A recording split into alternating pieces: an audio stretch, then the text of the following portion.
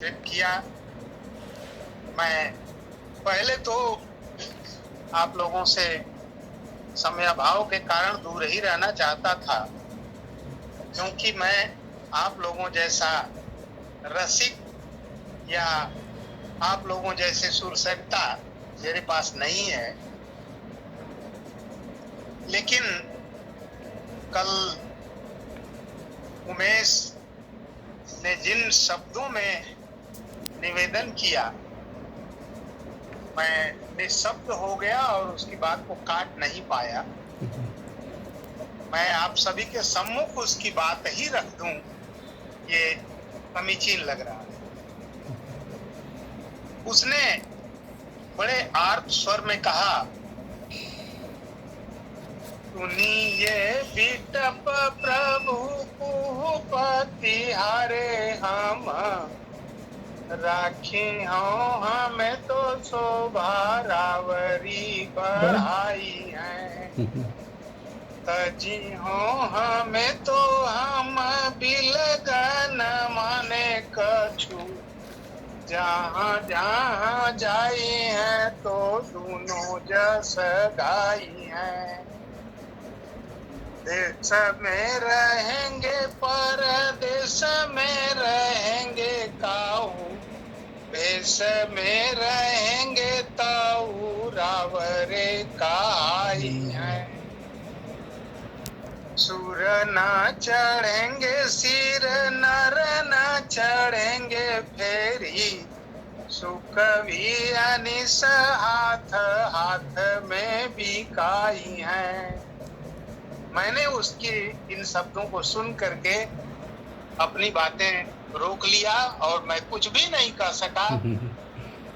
मैं आप सभी को बताऊं कि आज आप लोगों के बीच में उपस्थित होकर मैं गौरवान्वित महसूस कर रहा हूं और समाज के समसामयिक बिंदुओं पर जो चर्चा आप लोगों ने किया, जो शब्द संयोजन आप सबका था, मैं निश्चित ही इन कर्तव्य विमूढ़ हूं कि आप सबके बीच में यह जो चिंगारी उठ रही है, ये चिंगारी निश्चित ही इस समाज को आलोकित करने का काम करेगी। और जहां तक आप लोगों ने मुझे जो विषय दिया है, राजनीति में या लोकतंत्र में साहित्य का योगदान जी, लोकतंत्र जहां तक मैं समझता हूं सबसे पुराना जो इसका विश्लेषण किया अब्राहम लिंकन ने, democracy is the made the people by the people for the people. ये जनतंत्र है या प्रजातंत्र। अभी उमेश ने खलील की धुन पर जो कविता मानवता का स्तवन उसने किया, मैं ये कहूं कि उसी भोजपुरी में हम लोग उसको लोकतंत्र, जनतंत्र या प्रजातंत्र न कह के हम लोग उसको लोकतंत्र कहें तो अच्छा है, क्योंकि ये लोगों का शासन है, लोगों के द्वारा बनाया जाता है और लोग ही अगर ना हो तो फिर इसका कोई अस्तित्व नहीं रहता। बहुत पहले आप सबको पता है 15वीं 16वीं शताब्दी में तुलसी ने कहा था कि धूत कहो अवधूत कहो रजपूत कहो जोल्हा कहे कोही, काहू की बेटी से बेटा न ब्याहब, काहू की जात बिगाड़ब सोई। हम तो अपनी बात बेबाक कहें, साहित्यकार का काम है अपनी बात कहना। समाज जो चाहे सो कहे, जो चाहे सो करे, लेकिन अगर समाज को किसी ने आईना दिखाया तो साहित्य है। बहुत पुरानी बात है कि साहित्य समाज का दर्पण। अगर समाज का ये दर्पण, ये साहित्य न रहा होता तो शायद यह देश आज अपने अस्तित्व में नहीं रहा। बहुत पहले इकबाल ने कहा था, कुछ बात है कि हस्ती मिटती नहीं हमारी, सदियों रहा है दुश्मन दौरे जवां हमारे। आप सबको पता है कि हम लोग कितनी सदियों की दास्तां झेल करके अपने अस्तित्व को भी शायद हम नहीं जानते कि हम कहाँ थे, कौन थे, लेकिन उस गर्त से निकल करके हमने अपने भारत की सभ्यता को बचाया और आज हम भारत के रूप में, भारतीय के रूप में और भारतीयता को ओढ़े हुए अगर हैं और विश्व को दीपक दिखा रहे हैं तो वही हम भारतीय हैं, जो शकों, हुणों और बर्बर जातियों के लूटे जाने के बाद भी हमने अपने अस्तित्व को कायम रखा है। ये हमारे साहित्य की देन है, हमारी संस्कृति की देन है, हमारी सभ्यता की देन है, हमारी भारतीयता की देन। मित्रों, आज हम जो कुछ भी हैं अपने साहित्य की बदौलत, हमारा साहित्य समाज के हित को लेकर चलता है। अगर माखनलाल चतुर्वेदी, रामधारी सिंह दिनकर, शंभुनाथ सिंह, केदारनाथ अग्रवाल, केदारनाथ सिंह, नागार्जुन, अज्ञे, मुक्तिबोध जैसी हस्तियां नहीं रही होती तो शायद आज हम जहां हैं वह चीज देखने को नहीं मिलती। आज का हमारा यह वर्तमान उन हस्तियों के द्वारा दिया हुआ है। दिनकर ने कहा था, सिंहासन खाली करो की जनता है। मित्रों, उनकी ललकार, उनका सिंहनाद, झांसी की रानी का वो युद्ध, आज हमारी बेटियां जिन्होंने ये तमाम चिंगारियां आज छोड़ी हैं, जो स्फुलिंग अपनी कविताओं के माध्यम से रखा है, ये उन्हीं हस्तियों की देन है, उन्हीं का दिया हुआ साहस है। सुभद्रा कुमारी चौहान और झांसी की रानी लक्ष्मीबाई ने जो दिया, आज ये उनका प्रतिफल है कि हमारी बेटियां अपने अस्तित्व को लेकर के नर के साथ जुड़ी हैं।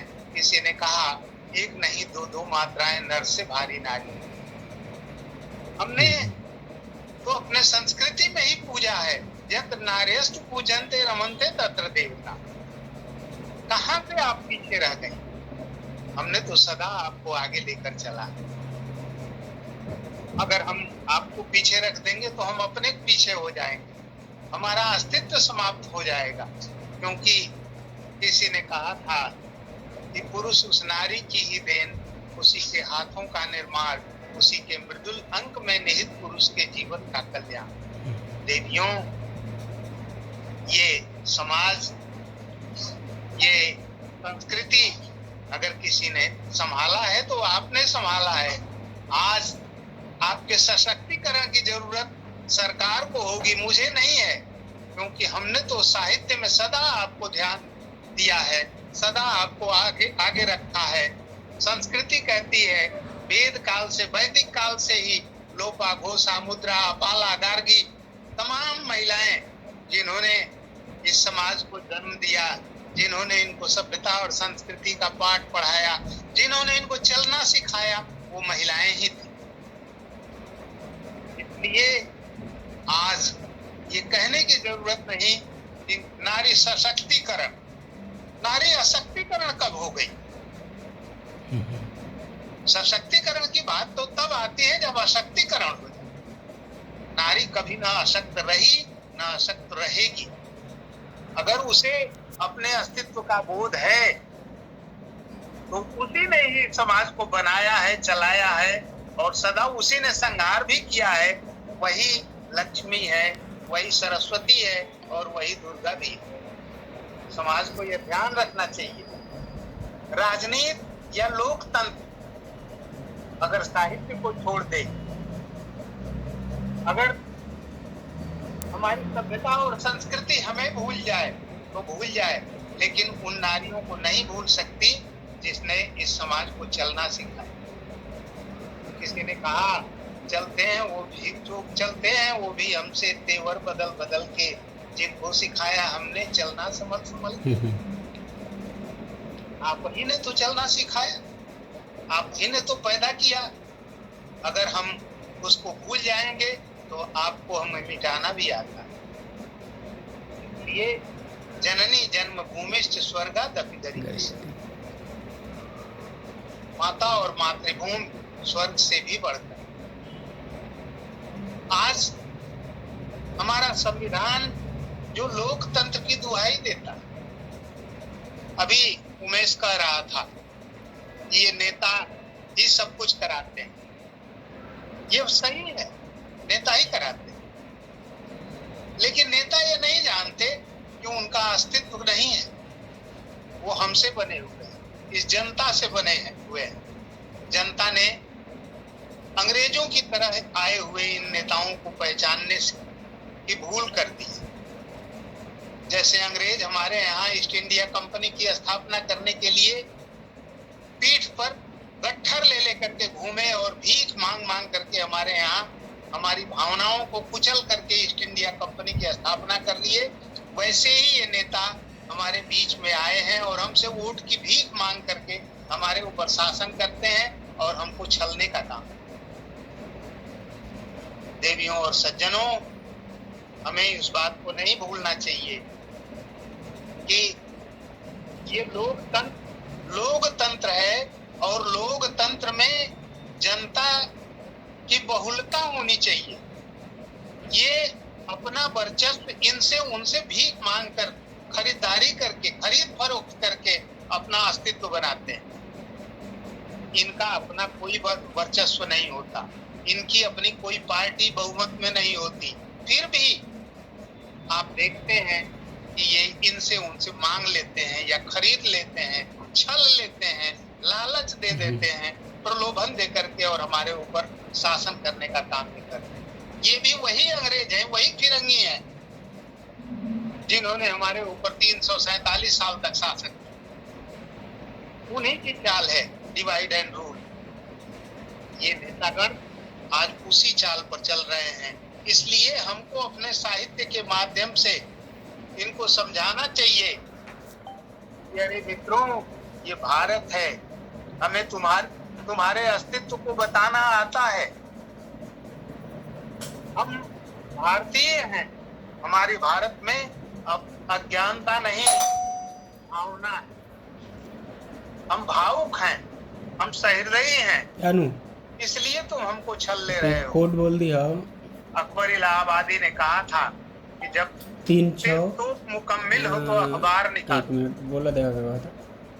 किसी ने कहा था कि जहाँ पर कुछ नहीं चलता नयन से धार चलती है, वहीं पर बेबसी के हाथ से तलवार चलती है। एक मिनट। अगर हम इन नेताओं से बार बार चले जाएंगे तो हमें इनको निकाल करके फेंकने में देरी नहीं। 62 हमें अपने अस्तित्व को बताना होगा, हमें जगाना होगा उस जनता को। और अगर हम बच्चों को पढ़ा सकते हैं तो इस भारत की जनता को भी पढ़ा सकते हैं। ये हम सबका कर्तव्य है। हम शिक्षक हैं, हम ही ने उनको बनाया है। और आज अगर वो हमको नहीं समझ रहे हैं तो उन्हें उनका अस्तित्व बोध भी कराना होगा। सदा से साहित्य समाज पर भारी रहा है। साहित्य ने समाज को रास्ता दिखाने का काम किया है। इसलिए इस साहित्य को दरकिनार न करते कोई राजनीति नहीं हो सकती, कोई लोकतंत्र अपना अस्तित्व नहीं रख सकता, क्योंकि साहित्य सहितव शब्द से बना है। साहित्य जो है, अगर है तो समाज है, समाज है तो साहित्य नहीं है, साहित्य है तो समाज। सदा साहित्य रहा है, हाँ, प्रत्यक्ष रहा या परोक्ष रहा। हमने पढ़ने की कोशिश नहीं की, हमने जानने की कोशिश नहीं किया, लेकिन महर्षि पाणिनि जैसे लोगों ने शंकर के डमरू को सीखा, सुना, जिसको किसी ने नेता ने नहीं देखा, किसी अन्य ने नहीं देखा, उसको महर्षि पाणिनि ने देखा और सुना।